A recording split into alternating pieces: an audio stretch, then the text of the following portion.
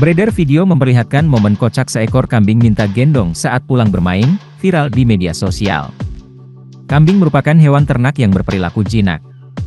Apalagi seekor kambing yang masih kecil, terkadang memiliki tingkah laku yang lucu dan menggemaskan. Seperti seekor kambing yang dipelihara oleh seorang netizen TikTok dengan nama Rizpes Cadar. Dalam unggahan video terbarunya, akun tersebut memperlihatkan tingkah kocak kambing peliharaannya saat minta gendong. Wanita yang terlihat dalam video ini berjalan lalu duduk jongkok. Saat sudah berjongkok, kambing ini pun langsung menaikkan kedua kaki depannya ke atas pundak layaknya anak kecil yang minta gendong.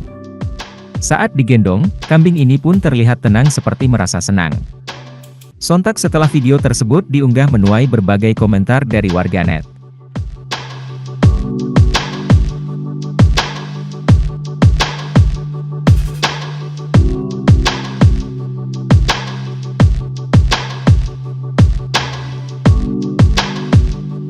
Terima kasih sudah nonton, jangan lupa like, subscribe, dan share ya!